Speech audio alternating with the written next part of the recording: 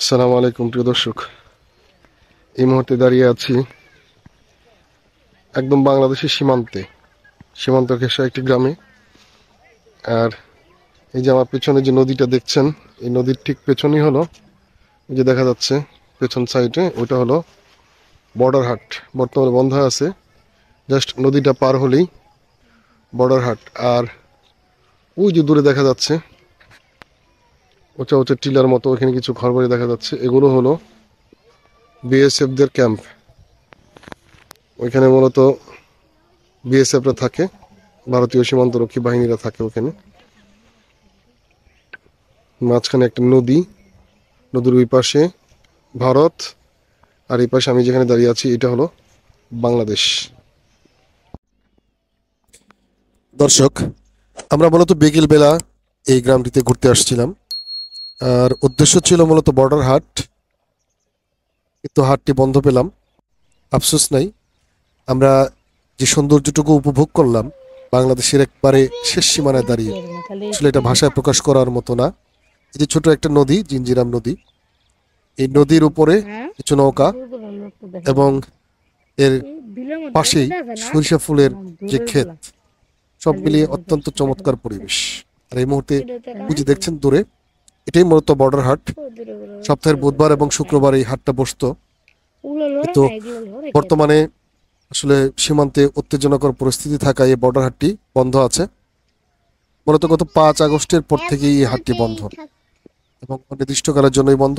কবে চালু হবে বলার কোনো উপায় নেই। আর এই যে দূরে কাঁটাতার, এই যে বেড়া, এটার ওই পারে হলো ভারত আর এই পাশে বাংলাদেশ।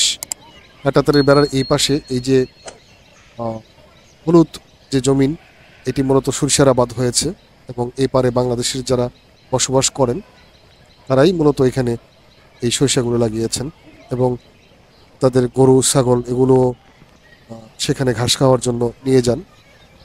সকালবেলা নিয়ে যান, আবার সন্ধ্যাবেলা ফেরত নিয়ে আসেন। আর এই যে নদীর পরিবেশ, সুন্দর সুন্দর নৌকাগুলো নদীতে ভাসানো, অত্যন্ত সুন্দর লাগছিল। আমি একটু জুম করে দেখাই আপনাদেরকে। এটাই হলো বর্ডার হাট। এটা এই যে সামনে যে গেটটা, এটা বাংলাদেশের গেট, পেছনের সাইডে ভারতের গেট।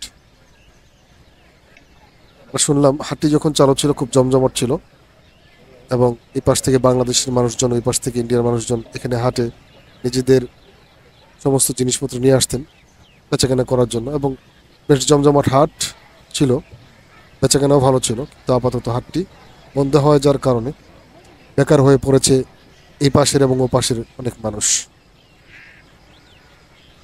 আর এই ছোট নদীটা মূলত এটা বাংলাদেশের সীমানার ভিতরেই পড়েছে, যার কারণে বাংলাদেশিরাই ওই পারে যাতায়াত করেন, অবাধেই যাতায়াত করেন, তাদের কোনো সমস্যা নাই।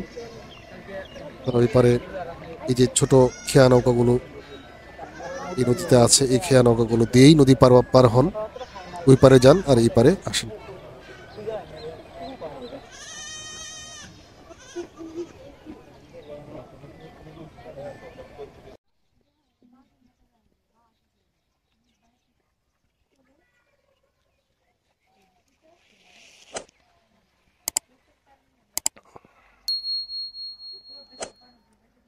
দর্শক, ওই যে ওই পারে বেশ কিছু বাড়ি ঘরের মতো দেখা যাচ্ছে, ওগুলো মূলত বিএসএফ দের ক্যাম্প, এবং ওখানে বিএসএফরা থাকেন। ওখানে ওয়াচ টাওয়ারও আছে, যেখান থেকে বিএসএফরা এই সীমানার উপরে নজর রাখেন। এবং এপারে বিজিবিরও কিছু ক্যাম্প আছে, এখানে বালিমারি ক্যাম্প আছে, যেখান থেকে বিজিবির সদস্যরা এখানে নিয়মিত টহলে আসেন এবং সীমানা পাহারা দেন।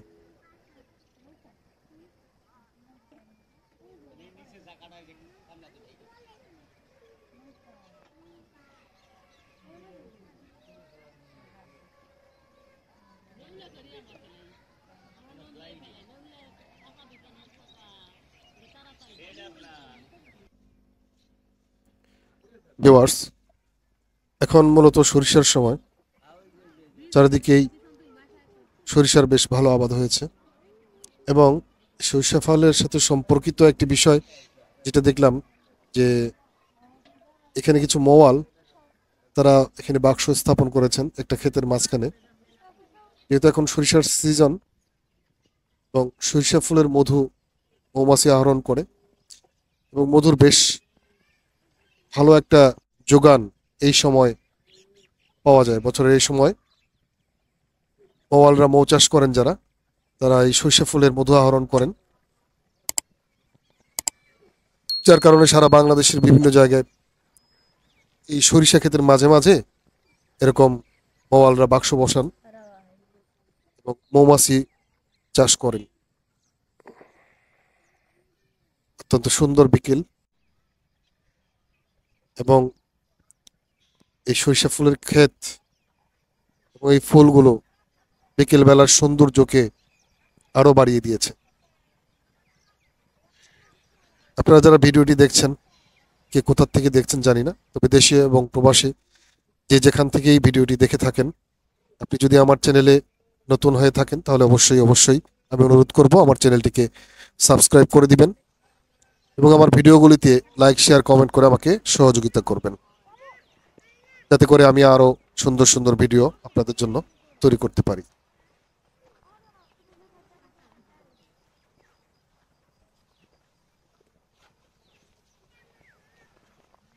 মূলত বাংলাদেশের একদম শেষ সীমানার আবাদি জায়গা এটা। এই বাড়িঘরগুলোর পরে আর কোনো বাড়িঘর নেই। এই বাড়িঘরগুলোর পরে একটা ছোট নদী এবং নদীর ওই পারেই ভারতের সীমানা শুরু। এই যে ছোট নদীটা, মূলত এই নদীর ওই পারেই ভারত এবং এই পারে বাংলাদেশ। নৌকাগুলো আসলে খুব সুন্দর লাগছিল দেখতে। বিকেলের সোনা রোদে নদীর উপর নৌকাগুলো একদম ঝকঝক করছিল।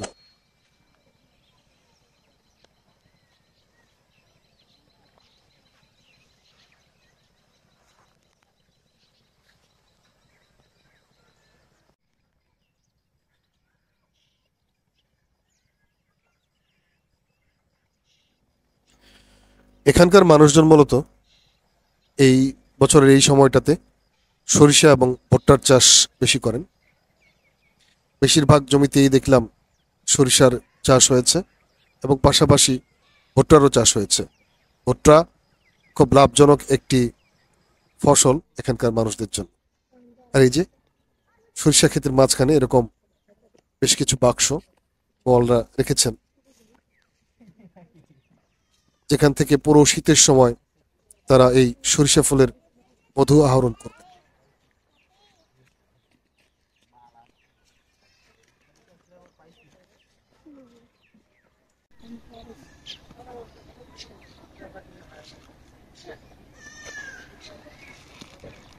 তাতে 70টা বাক্স থেকে কত কেজি মধু আসতে পারে?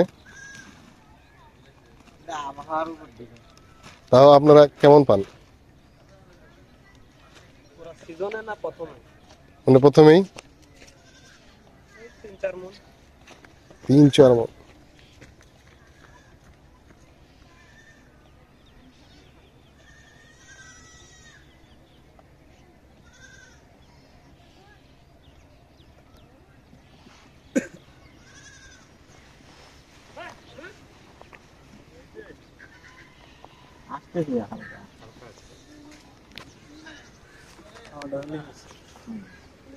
দর্শক যেমনটা দেখছিলেন, এখানে 70টা বাক্স এরকম বসানো আছে এবং এই 70টা বাক্স থেকে বছরের শুরুতেই, একদম সিজনের শুরুতেই তারা 3-4 মণ মধু সংগ্রহ করে।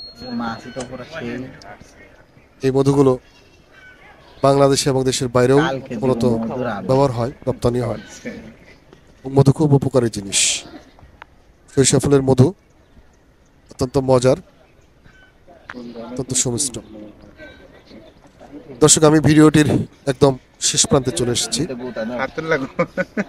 এবং যাওয়ার আগে আপনাদের কাছে আমার অনুরোধ যে আমার এই চ্যানেলটিকে আপনারা যারা এখনো সাবস্ক্রাইব করেননি, আমি অনুরোধ করব, আশা করি আপনারা আমার চ্যানেলটিকে সাবস্ক্রাইব করে দিবেন এবং আমার ভিডিওগুলি আপনাদের ভালো লেগে থাকলে অবশ্যই অবশ্যই ভিডিওতে লাইক শেয়ার কমেন্ট করে আমাকে সহযোগিতা করবেন।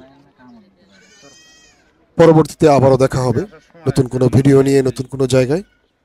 সেই পর্যন্ত ভালো থাকুন, সুস্থ থাকুন, এই শুভকামনায় আমি শেষ করছি। আল্লাহ হাফেজ। আসসালামু আলাইকুম।